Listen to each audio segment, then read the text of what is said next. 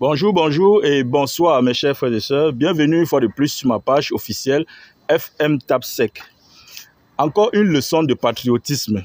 C'est toujours vous qui obligez Samuel Eto'o à vous donner des notions en patriotisme. Et quand il le fait, vous êtes encore les premiers à venir dire qu'il est trop arrogant, il est hautain. Et pourtant, à un moment donné, il faut bien qu'il le fasse. Et comme il sait très bien le faire, il a encore fait et de la plus belle des manières. Mais avant de revenir là-dessus, je vais déjà ici m'incliner pour souhaiter mes sincères condoléances aux familles des militaires qui ont été abattus à l'extrême nord lors d'une attaque terror. Je vais souhaiter mes sincères condoléances à tous les frères d'armes, aux soldats camerounais, que les âmes reposent en paix. Parce que si vous vous réveillez tous les matins, vous mangez, vous buvez, vous dansez, vous insultez les gens sur les réseaux sociaux, vous cassez les tombes des gens, vous vous filmez devant les ordures et que vous publiez sur les réseaux sociaux, les ordures que c'est vous-même qui avez versées, vous publiez sur les réseaux sociaux pour dire que voilà le pays de Paul Biya, comme si vous-même vous étiez les Américains. Mais si vous faites tout ça et qu'à la fin vous partez dormir chez vous, le matin vous vous réveillez, vous refaites la même chose en toute quiétude. C'est parce qu'il y a des soldats qui ne dorment pas, qui veillent à la sécurité et à la souveraineté du Cameroun. Et retenez bien, souveraineté. Parce que pour mieux comprendre le patriotisme, il faut savoir déjà ce que c'est que la souveraineté d'un pays. Bon, on va revenir là-dessus. Revenons sur les leçons du patriotisme que le Grand Neuf a donné à ses petits frères. Bon, une fois que le décor est planté, je vais ici déjà féliciter les Lions Indomptables pour leur match contre la Libye. Parce que 3-1, c'est un bon score. Donc, c'est la preuve qu'ils ont fait un bon match. Mes félicitations à vous. Bon, maintenant, je voudrais savoir quelle était donc l'urgence de cette sortie à la veille du match. Comme quoi, vous ne pouvez pas jouer, vous ne pouvez pas gagner si l'assistant du coach n'est pas là. L'assistant du coach n'était pas là. Vous n'avez donc pas gagné. C'était quoi donc l'urgence de cette sortie à minuit? C'était quoi le but?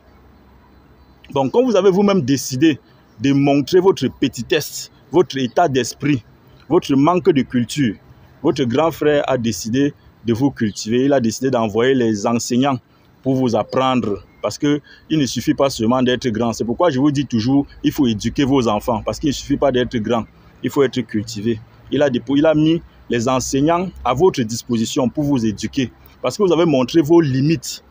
Vos limites. Et ces limites-là, c'est ça qui est la preuve, qui est la différence qu'il y a entre vous et Samuel Eto'o. C'est pour ça que vous n'arrivez pas à le comprendre. Parce que lui, à son époque, quand il était joueur comme vous, à son époque, il avait dit à son coach, Pep Guardiola, que c'est moi qui vais te faire gagner et tu viendras me demander les excuses. Oui, et il a fait gagner Pep et Pep lui a demandé les excuses. La vidéo existe, elle circule et vous tous, vous l'avez déjà regardée. Voilà. Donc il dit et il le fait. Vous là, vous pouvez aller dans vos différents clubs, vous pouvez dire ça à votre coach. Ce n'est pas par indiscipline, mais c'est pas l'assurance de soi. C'est le hemley, c'est l'assurance en soi. Et c'est ce qui vous manque. Et c'est ça qu'il est donc en train de vous apprendre. Parce que vous-même, vous avez décidé d'étaler, de montrer la différence qu'il existe entre vous deux. Regardez un peu la différence de mentalité, de comportement, de psychologie. Lui, à son temps, il vous a dit, même après avoir tout gagné, il vous a dit qu'il va être président de la Fédération camerounaise de football. Vous-même, vous avez dit, vous les mêmes, vous avez dit qu'il ne peut pas. Il est le président de la Fédération camerounaise de football. Il vous a dit qu'il va être membre du COMEX. Vous avez dit qu'il ne peut pas. Et puis quand sa candidature a été rejetée, vous avez jubilé devant tout le monde. Maintenant, il est membre du COMEX. Vous voyez? Il dit et il le fait. Vous ne pouvez même pas, vous n'avez même pas la capacité de le féliciter. Vous ne pouvez pas le faire. Vous n'avez pas cette humilité, vous n'avez pas ce pouvoir-là. Vous voyez un peu la différence qu'il y a. Et c'est ça qu'il veut vous apprendre. C'est pourquoi il a mis les enseignants à votre disposition. Car à part courir derrière un ballon, on doit aussi avoir de la matière grise. Et pour que vous-même vous soyez à la hauteur des enjeux de votre pays. Parce que si vous n'arrivez même pas à lire, comment est-ce que vous allez connaître les enjeux de votre pays si vous ne connaissez même pas votre histoire? Donc maintenant, on va essayer de comprendre le patriotisme de Samuel Eto'o. Et ça, pour comprendre ça, on va rentrer aux années 1914. Vous allez rapidement voir le lien. Bon, comme il a demandé que nous, on vous édifie, qu'on vous éduque, c'est ce que je vous dis tous les jours. Donc, c'est ce qu'on va essayer de faire. Donc, Abouaka Vincent, venez là, asseyez-vous. Et toi, tu t'assois devant. Vous allez prendre les notes. Donc, pour comprendre le patriotisme de Samuel Eto'o, on va rentrer les années 1914. En 1914, c'était la première guerre mondiale. On va aller rapidement pour être assez long. C'était la première guerre mondiale où il y a eu plus de 10 millions de morts en 4 ans. Après quoi, il y a eu la signature des accords. Vous soulignez accord en rouge. Aboubakar Vincent souligne accord en rouge. La deuxième guerre mondiale a eu lieu en 1939, qui a fait 6 ans. Et il y a eu plus de 60 millions de morts. Après quoi, il y a eu le renouvellement des accords. Certains accords. Donc, après la première guerre mondiale, il y a eu des accords. À la deuxième guerre mondiale, on a renouvelé les accords. Soulignez bien, renouveler les accords en rouge. Et c'est en cette même période-là que le Cameroun, où vous êtes là, a changé de statut pour quitter de protectorat à sous-mandat ou sous-tutelle de la France.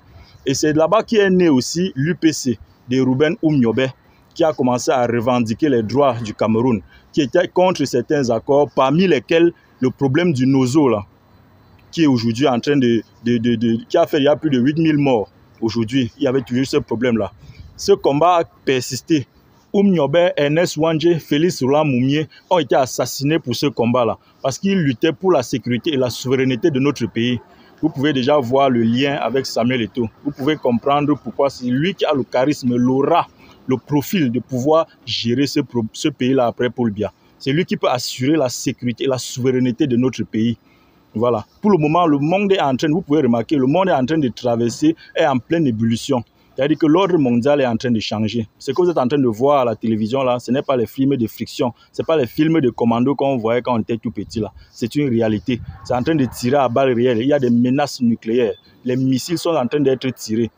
Et les accords sont en train d'être renouvelés. Et le Cameroun est en train de renouveler ses accords depuis 1945, après la Deuxième Guerre mondiale. Donc le Cameroun est en train de renouveler ses accords. Et vous voyez ce que ça crée. Regardez ce que c'est en train de créer en Ukraine, par exemple. La Russie est aujourd'hui à Riyad, en Arabie Saoudite, en train de renouveler les accords avec l'Ukraine. Les accords de Minsk, les accords de Yalta sont en train de renouveler. Et vous voyez ce que ça a créé. Voilà le Congo qui a déjà été pénétré. Et après quoi, les accords seront renouvelés. Et voilà le Cameroun qui a été attaqué par drone. Et vous n'êtes même pas inquiétés. Et vous n'êtes même pas inquiétés. C'est ce qui me surprend. Et maintenant, qu'est-ce qu'ils ont tous en commun, ces pays-là? C'est parce qu'en Ukraine, par exemple, c'est les terres rares, c'est les terres agricoles, c'est la bauxite, c'est le lithium, c'est le manganèse, c'est le colbate, le coltan. Et vous, tout ça, vous connaissez l'utilité de ça. La fabrication des portables, des ordinateurs, même pour les centrales nucléaires. Tout ça, là, on en a besoin. Et c'est la même chose qu'il y a au Congo. Et le nord Kivu qui a été envahi, là, c'est là où ça se trouve. Le nord Kivu, tout Goma, le nord, le sud Kivu. Et c'est la même chose. Et voilà l'entrée. Voilà qu'ils ont commencé à attaquer le Cameroun par les drones. Depuis qu'il y a les attaques terroristes au Cameroun, on n'a jamais vu les drones. Maintenant, là, le niveau est élevé. Vous semblez ne même pas être inquiété. Et c'est ça le problème. Et Samuel Eto'o a souhaité les condoléances aux soldats camerounais. Il a souhaité les condoléances à la famille des victimes. Il a invité même tous les Camerounais à le faire parce qu'il comprend la pertinence de ce combat, il comprend la pertinence, les enjeux de ce pays-là. Pendant ce temps, vous êtes en train de boire le vin. Et vous pensez que demain, on va prendre le pays-là pour vous donner à n'importe qui de gérer. Mais vous vous trompez. Après tous les sacrifices que les Camerounais ont fait, après tous les sacrifices que vous-même vous avez fait pour préserver la sécurité et la souveraineté de ce pays-là. Parce que dire que le sous-sol camerounais reste sous-exploité, ce n'est pas une utopie. C'est un fait. Ce sont des faits à vérifier. Vous pouvez le vérifier. Mais aujourd'hui, vous allez dire qu'on va prendre le pays pour donner à n'importe qui. C'est impossible. Quand vous-même vous regardez, vous voyez que qui a le charisme, qui a le profil de pouvoir gérer cette troisième génération-là, qui peut préserver la sécurité et la souveraineté de ces pays-là. Vous-même répondez ça en commentaire. Et vous qui êtes en train de dire qu'en 2025, que vous disiez qu'en 2025, en octobre, vous allez monter, descendre là, celui qui va tenter de bouger, oui, il va voir. C'est là où vous allez comprendre que les accords militaires ont déjà été renouvelés. C'est là où vous allez voir l'arsenal du Cameroun. Vous croyez qu'on peut vous permettre de choisir n'importe quoi? Vous avez d'abord quoi? Vous avez d'abord quelle éducation? Vous avez quelle culture pour pouvoir choisir? C'est un peuple qui choisit son dirigeant, ce n'est pas une population. Vous êtes encore une population, vous n'êtes pas encore un peuple. On a laissé la population choisir en Ukraine. Vous avez vu ce qu'ils ont fait, ils ont choisi celui qui est là. Voilà les résultats. Vous voulez qu'on vous laisse choisir? On va vous imposer celui qui va conserver ses richesses naturelles, celui qui va gérer la souveraineté du pays. Là. On va vous imposer celui qui a le hemle, celui qui a le charisme. Et vous connaissez qui il est. On va lui donner ça et il va bien gérer. La connaissance est comme un don, mais la transmission, c'est un art. En bon entendeur, salut. Alors la France a tué Oumniobé. C'est-à-dire que oui, les troupes coloniales françaises présentes au Cameroun ont assassiné mieux